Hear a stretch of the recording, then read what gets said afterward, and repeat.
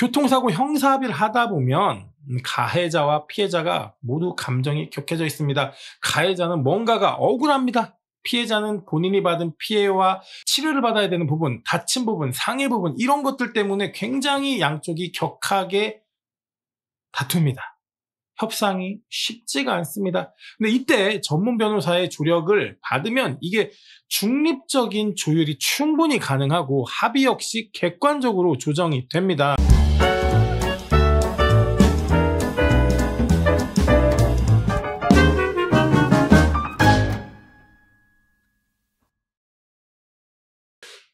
안녕하십니까. 교통사고 전문 법률사무소 대청의 사건찾기 TV입니다. 오늘은 강남에서 벌어진 횡단보도 사고 형사합의 1억 사례를 가지고 과연 변호사는 어떻게 전략적 접근을 하는지, 그리고 1억 성공 사례는 어떻게 만들어졌는지 사례를 통해서 여러분들과 함께 이야기해보고자 합니다. 일단 강남 한복판에서 횡단보도에 보행자가 추돌하는 사고가 벌어졌습니다. 이런 사고는 운전자와 피해자 모두 반드시 알아야 될 법적인 책임과 합의 절차, 그리고 현실에 맞는 대응 전략이 필요합니다. 자, 일단 운전자가 지는 법적 책임. 도로교통법 제27조는 보행자가 횡단보도를 건너고 있는 경우 운전자는 무조건 정지해야 한다고 규정을 합니다. 이를 어기면 단순 과태료 수준을 넘어서 형사 책임으로 이어질 수밖에 없는데요. 일단 상해가 발생하면 형법상 과실치상입니다. 벌금형 또는 집행유예가 가능하고요.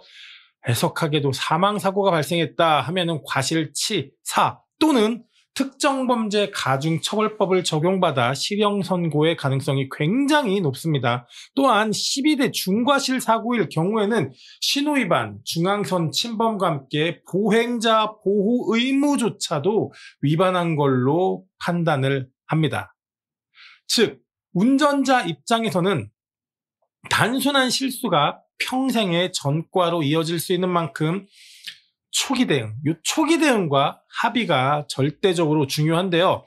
자, 그럼 강남의 횡단보도 사고 형사합의 이게 왜 중요했냐라고 하면 형사합의는 기본적으로 처벌 수위를 낮추거나 좌우하는 가장 중요한 핵심 요건입니다. 재판에서 양형을 결정할 때 가장 크게 반영되는 요소 중 하나가 바로 이 피해자와의 원만한 합의 여부입니다. 동일한 상해일지라도 합의 여부에 대해서 벌금형에서 집행유예 혹은 심지어 기소유예까지 나오는 이런 결과가 달라지는 경우가 많은데요.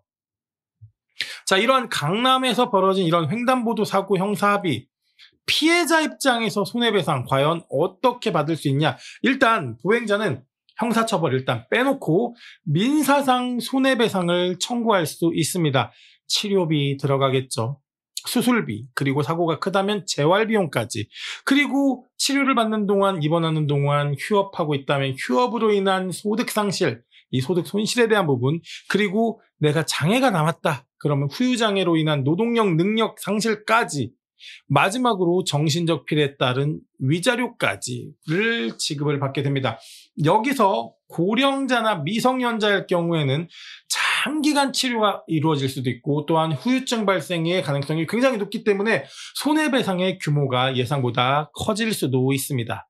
자, 그럼에도 불구하고 보험사의 합의 제시액은 현실적인 피해와 매칭 자체가 안 되고 굉장히 못 미치는 수준인 경우가 대부분입니다. 피해자 측에서도 이 합의금을 무조건 수락하기보다는 교통사고 전문 변호사의 조력을 받아서 보다 객관적이고 합리적인 합의를 하는 게 굉장히 바람직합니다. 근데 이런 형사합의서를 막 씁니다.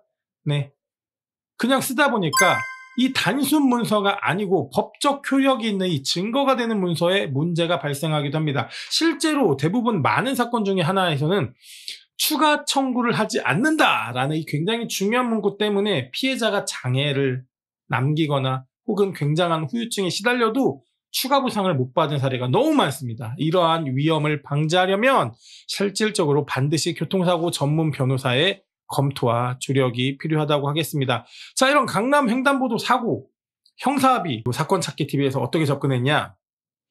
자, 일단 교통사고 형사합의를 하다 보면 가해자와 피해자가 모두 감정이 격해져 있습니다. 가해자는 뭔가가 억울합니다. 피해자는 본인이 받은 피해와 다친 부분, 상해 부분 이런 것들 때문에 굉장히 양쪽이 격하게 다툽니다. 협상이 쉽지가 않습니다. 근데 이때 전문 변호사의 조력을 받으면 이게 중립적인 조율이 충분히 가능하고 합의 역시 객관적으로 조정이 됩니다.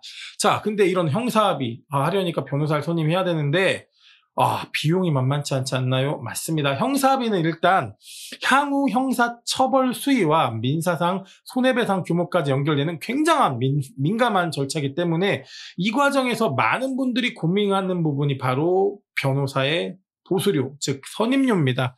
자, 그럼 착수금과 성공보수 어떤 방식이 유리할까요? 지금부터 성공보수 계약의 장점 그리고 주의해야 할 점에 대해서 여러분들께 말씀을 드리겠습니다.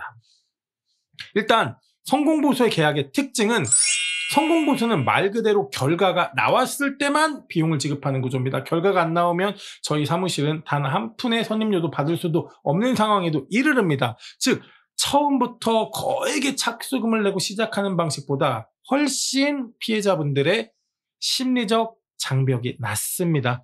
그리고 피해자의 입장에서는 굉장한 이로운 점이 많습니다. 첫 번째, 말씀드렸듯 초기 비용 부담이 없습니다.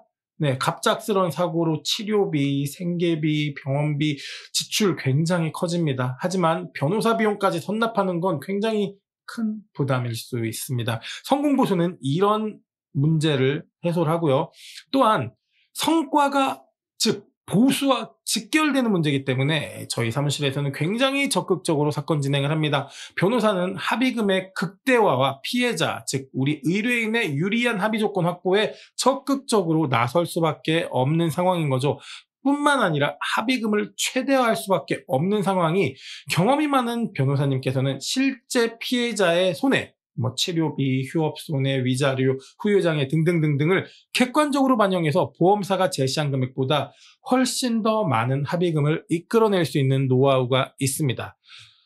또한 가해자가 운전자 보험에 가입되어 있다면 구조는 또 더 달라집니다. 일단 운전자 보험에서 형사 합의금, 변호사 선임 비용이 충분히 보장이 됩니다. 이 경우 합의금을 온전하게 보상을 받고 변호사 비용은 오히려 보험사에서 충당하는 이런 구조가 만들어지기 때문에 별도의 성공보수가 청구되지 않는 경우도 많습니다. 다만 보험약관마다 보장 범위 한도가 조금씩 다르니까 이거는 확실히 검토가 필요해야 할 부분이고요.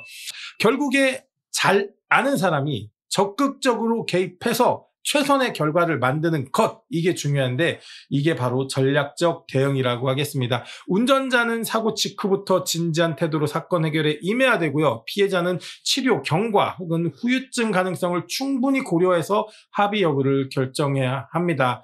형사 합의와 민사 손해배상을 전략적으로 병행을 해야만 억울한 결과를 피하고 정당한 권리를 지킬 수 있습니다.